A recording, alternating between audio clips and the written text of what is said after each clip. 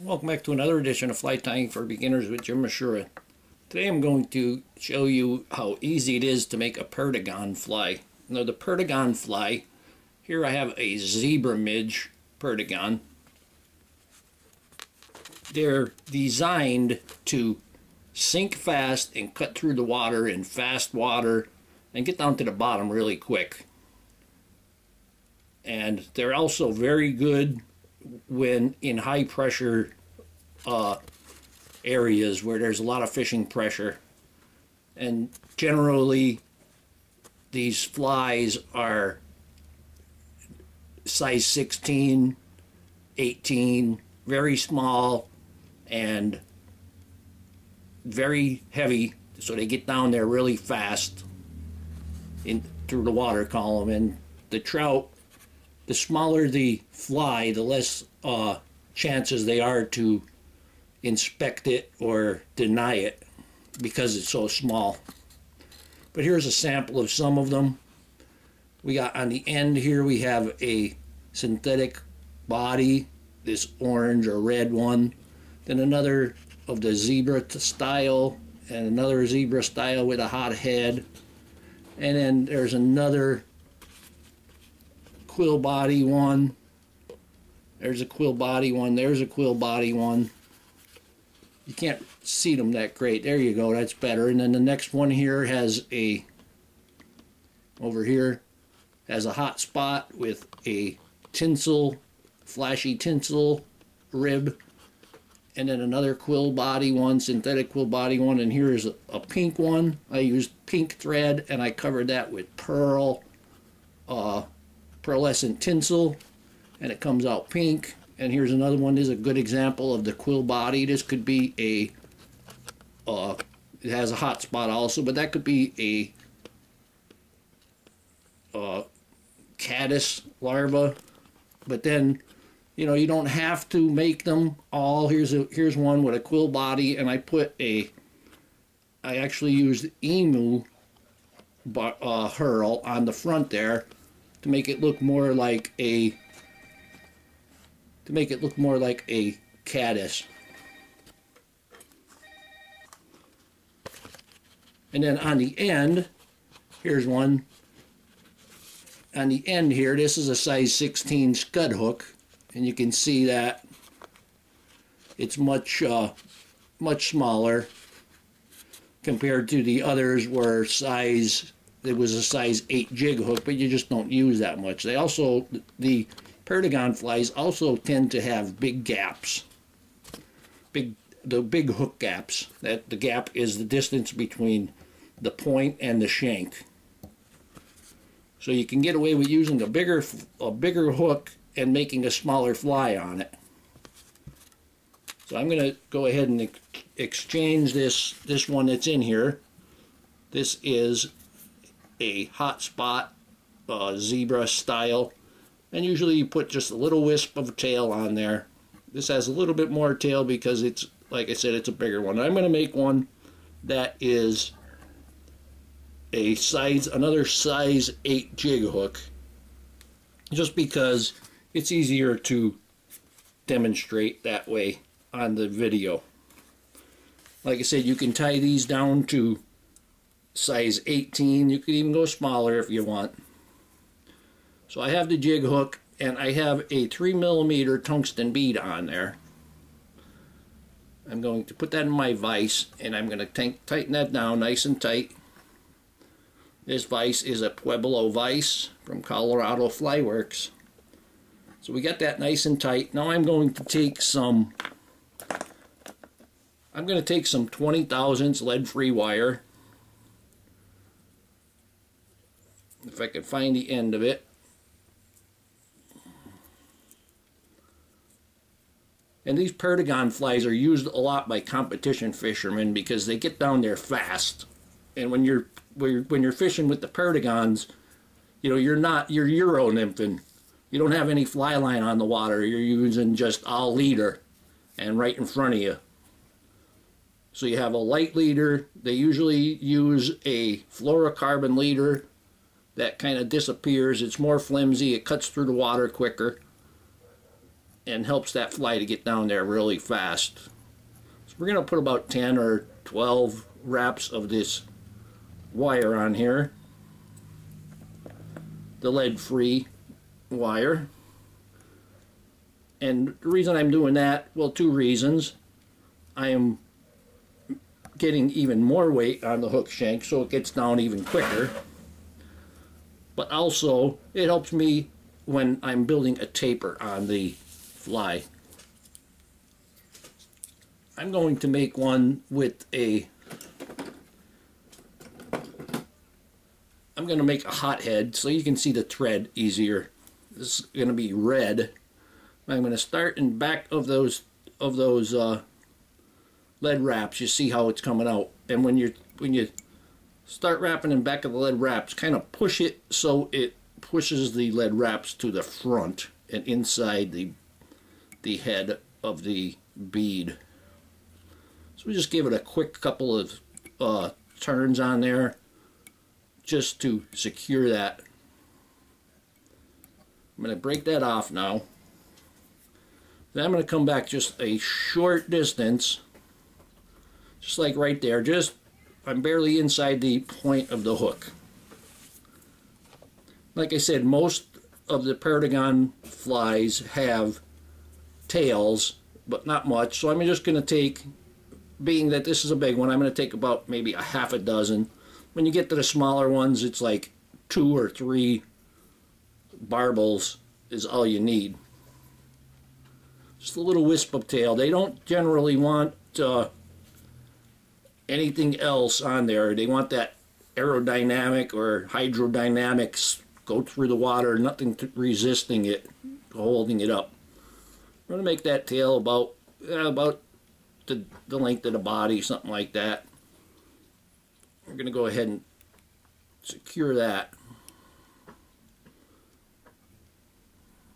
Just 3 or 4 or 5 wraps. I'm going to go ahead and trim that just a little bit. Leave those extras. That'll help when you get up there wrapping. You can see it'll help cover the lead wraps. Every little bit counts. Bring this back. And now I'm just gonna have red on the head. So what I'm going to do is, now for the body, I'm going to use just a strand of floss, single strand of floss, and give it 8 inches or so will be more than enough. And if you have 4-strand floss, go ahead and just use a single strand. This is already a single strand and it's pretty heavy, so I'm just going to have to make do with this. I'm going to just tie this in, and you see the end, my tag end is going just to the lead wraps. And this is also going to help with that taper. Now for the rib, I'm going to go ahead and take a piece of tinsel.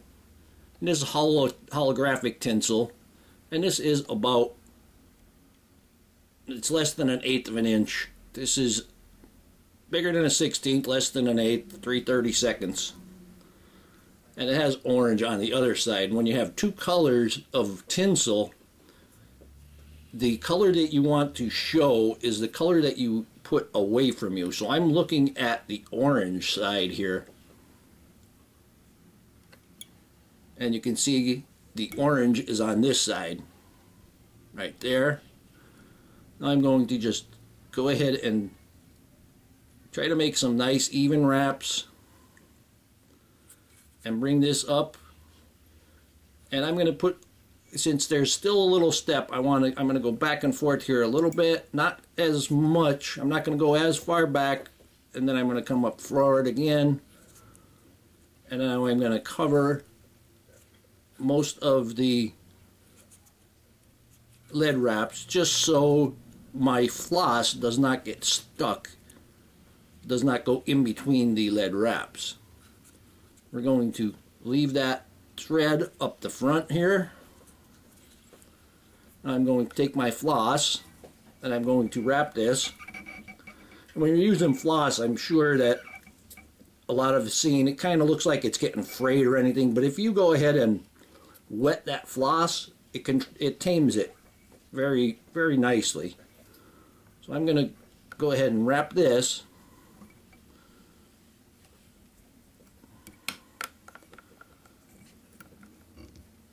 And I'm getting a little bit old and my eyes aren't great, so I might have a little spot here and there with a piece of red showing, but I'm going to try to get that as filled as possible. And so I bring it up, and now if I still have 5-6 inches there.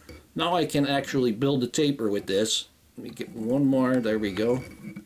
I'm going to go back.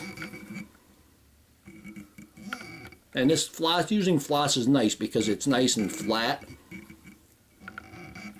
Okay, I'm not going all the way forward. Now I'm going to come forward again, and this is building the taper.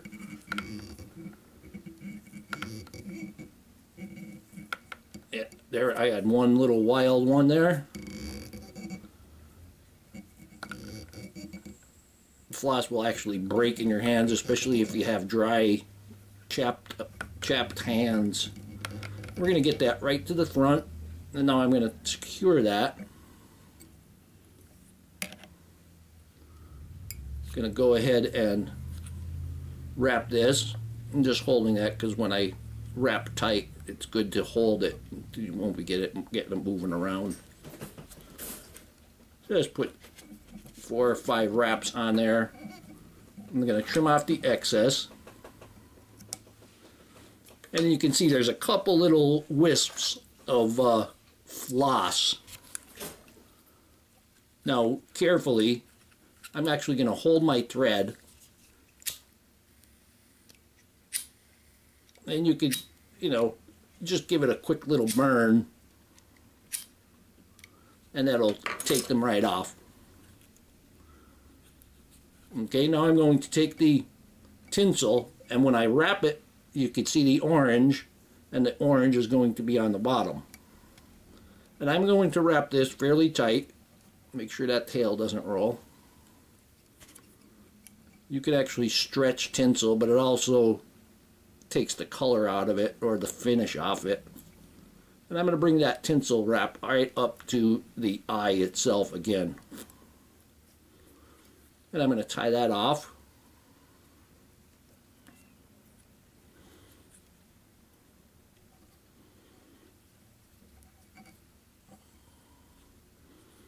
Maybe about 3 wraps, and then I can cut that off. Now I'm going to go ahead and finish it. I just want a small ring of red there, just a little hot spot. And then we're going to go ahead and whip finish that once, twice, 3 times. And then remove the thread, use my poke and snip. This is actually a cuticle trimmer. You get them at the dollar store for like $1.50, $2. And then they're very sharp, very nice when you want just a specific thing to get trimmed off instead of sticking scissors in there. If you have a hackle on there, instead of trying to get your scissors in there and then you go and cut the stem of the hackle and you end up cutting half the hackle off. This is very nice. You could get just what you want. And then when it gets dull, you just take a piece of really fine sandpaper, 180, 210, something like that, and just fold it in half and run it on there a couple times, and it's sharp as a whistle again. Okay, I see a little fray right there.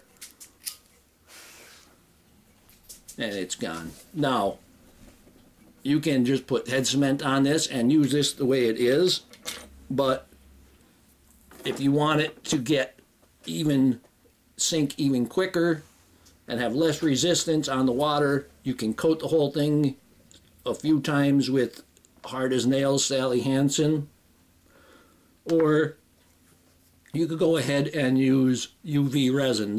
What I use is Deer Creek. This is Diamond Fine. Deer Creek.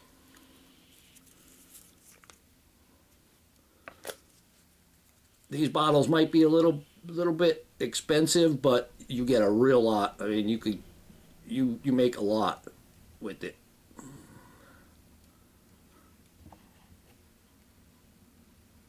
And that's probably about enough. Now I'm just going to take my bodkin needle and spread it around. And then just simply spread it around the nymph and spread it down. And you could actually even make it tapered with the UV by leaving more to the front than to the back. Putting a lighter coat on the back than on the front. I go ahead and wipe that off, and then I just hit it with the UV light. Here I have, this is just a sticker. This is just, you know, reflective tape, diamond tape, whatever, and it's just stuck on the back of an old piece of a hook envelope. I take it and I wrap it around, and I put the UV light in there, and then this way the light will bounce off the reflection and helps you cure it. It only takes a couple seconds for this Deer Creek to cure. That's 5 times longer than it needed to be. And here we have a Perdigon zebra nymph. Like I said, these were designed to go through the water really quick and get down to the bottom. They're real heavy, and they work. They really work. I don't really like using nymphs. I'm a dry fly guy, but there ain't many dry flies out in the winter time, so I'm experimenting more and more, going into nymphs more and more.